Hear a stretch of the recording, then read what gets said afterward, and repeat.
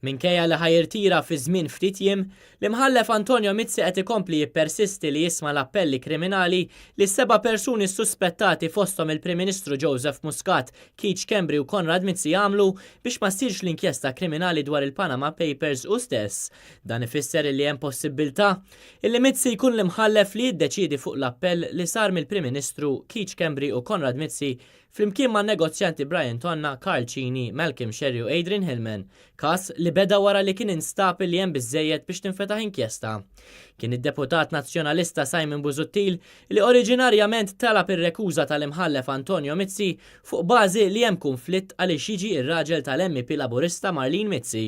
Din it-talba r-rekuża kienet intlaqet iżda l-Qorti Kostituzzjonali bidlet id-deċiżjoni u ddikjarat li Antonio Mizzi m'għandux ikun rekużat milli jiddeċiedi l-appell tal-kawża tal-Panama Papers, kawża li fetaħ Simon Busuttil innifsu fis-sajf ta' sena ilu.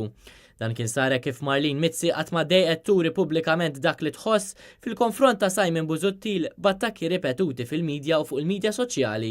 Simon Busuttil issa se jkun qed iressaq dan il-każ quddiem il-Qorti Ewropea ta' Drittijiet tal-Bniedem fi Strasburgu.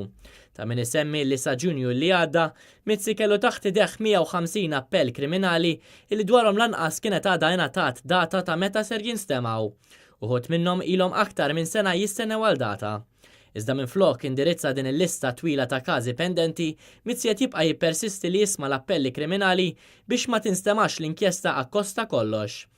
Il-każijiet pendenti ta' Mizzi issa ġew moddija lill-imħallef Consuelo Sherry Herrera b'Mizzi jżomm biss din l-inkjesta.